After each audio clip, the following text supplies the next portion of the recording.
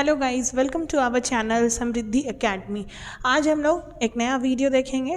इसके previous video में हमने देखा था कि रॉबर्ट हुक और उनकी डिस्कवरीज़ के बारे में। उसमें हमने बहुत सारा डिस्कवरी पढ़े थे, लेकिन उनकी एक फेमस डिस्कवरी थी डिस्कवरी ऑफ सेल, मतलब कोशिकाओं की खोज की थी उन्होंने। और आज हम लोग इस वीडियो में सेल यानी कि कोशिका के बारे में ही पढ़ेंगे।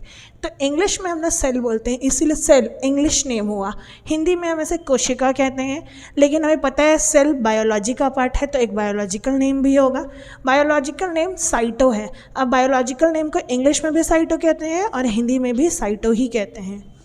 स्टडी ऑफ सेल, सेल की स्टडी हम लोग बायोलॉजी के जिस ब्रांच में करते हैं, मतलब साइंस के जिस ब्रांच में करते हैं, उसे हम साइटोलॉजी या फिर सेल बायोलॉजी कहते हैं। जैसे हम लोग बायोलॉजी को 2 पार्ट्स में बांटे हैं कि हम लोग प्लांट्स का स्टडी बॉटनी में करते हैं एंड एनिमल्स का स्टडी जूलॉजी में। सिमिलरली हम लोग जिसमें सेल का स्टडी करते हैं उसे सेल बायोलॉजी या साइटोलॉजी या फिर हिंदी में कोशिका विज्ञान कह सकते हैं।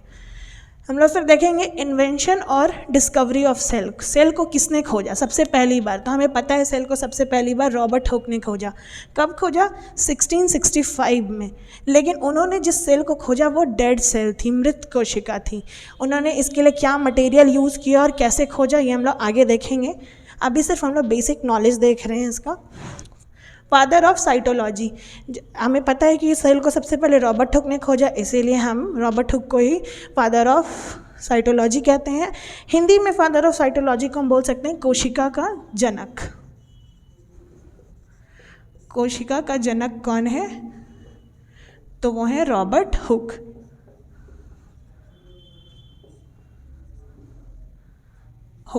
Robert Hooke. इस वीडियो में हम लोग सेल के बारे में डिटेल स्टडी करेंगे कि सेल क्या होता है, कैसे उसे खोजा गया। सबसे पहले डेड सेल को किसने खोजा, फिर लिविंग सेल को किसने खोजा। इसके बाद हम लोग इसका नेक्स्ट वीडियो आएगा जिसमें हम लोग सेल के बारे में पढ़ेंगे कि सेल के मेन पार्ट्स कौन होते हैं, सेल ऑर्गेनल्स क्या होते हैं, सेल थ्योरी क्या होता है और सेल थ्योरी को किसने दिया। तो इस वीडियो की सारी सीरीज़ को आप लगातार देखें और इस वीडियो को लाइक करें, शेयर करें और चैनल को सब्सक्राइब। अब हम लोग देखेंगे डिस्कवरी ऑफ सेल, मतलब कोशिका की खोज। तो कोशिका की खोज तो रॉबर्ट हुक ने की थी 1665 में, 1665 में। उन्होंने इसके लिए मटेरियल क्या लिया था?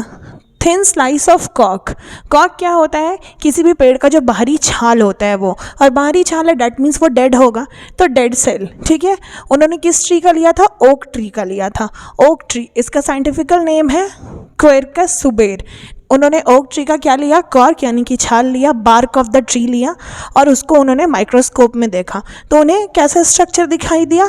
बिल्कुल ऐसा honeycomb lattice like structure, मतलब मधुमक्खी के छत्ते जैसा उन्हें कंपार्टमेंट दिखाई दिया। Robert Hooke publish all his work in a book which is known as Micrographia. उन्होंने ये जो स्ट्रक्चर देखा, मधुमक्खी के जैसा स्ट्रक्चर देखा, honeycomb lattice like compartment seen, उनका ऑब्जर्वेशन यही था। जो ये मधुमक्खी के जैसा छत्ता स्ट्रक्चर देखा उन्होंने किस में पब्लिश किया? अपनी बुक में। उनका एक बुक था जिसका नाम था Micrographia.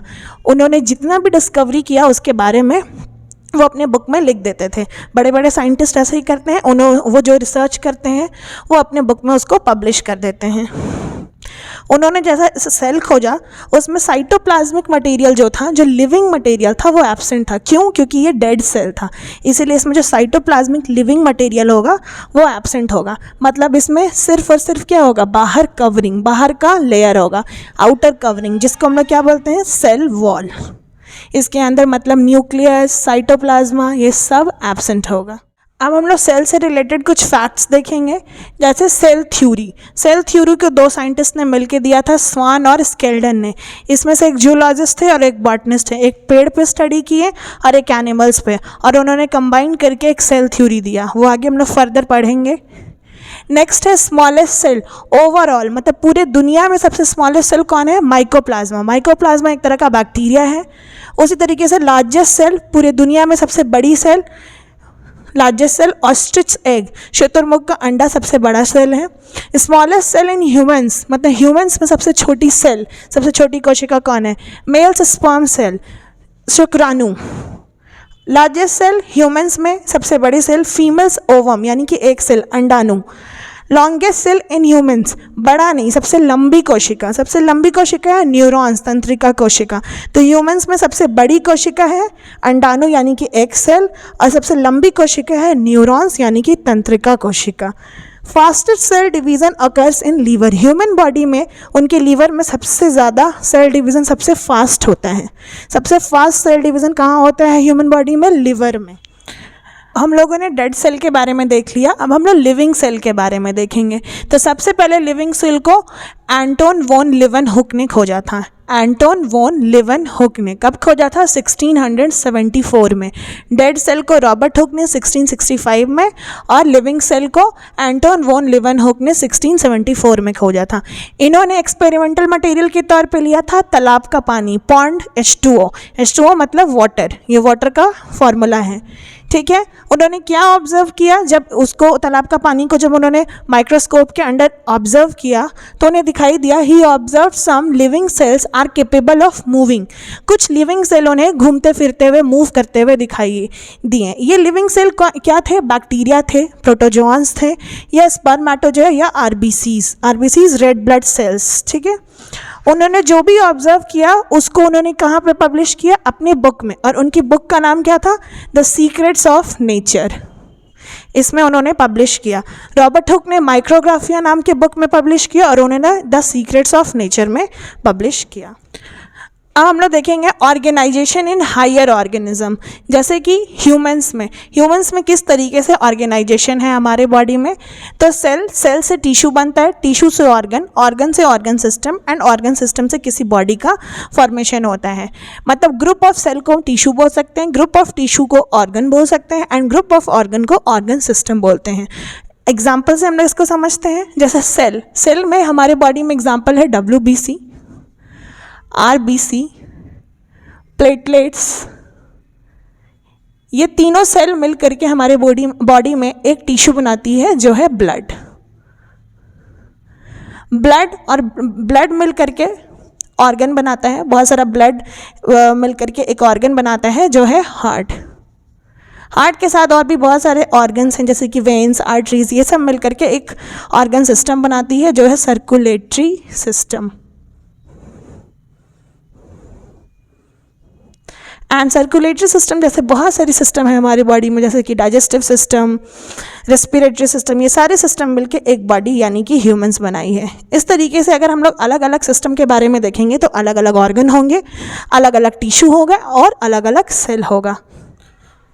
Organisation in higher animals पढ़ के हम लोग ये बात तो समझ चुके हैं कि सेल से ही किसी भी बॉडी का फॉर्मेशन होता है। तो यहाँ से हम लोग दो बात कंक्लूड कर सकते हैं। पहला कि cell is the smallest unit of life. किसी भी लाइफ की सबसे छोटी यूनिट कौन है, सबसे छोटी इकाई कौन है?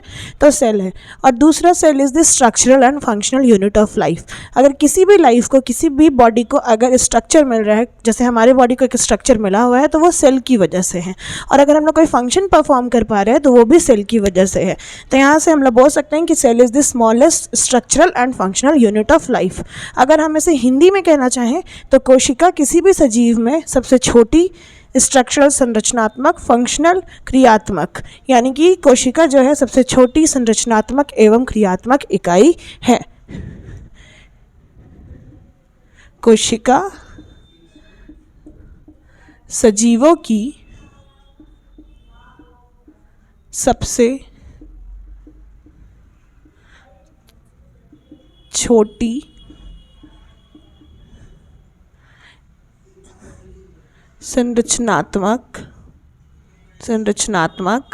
संरचनात्मक एवं क्रियात्मक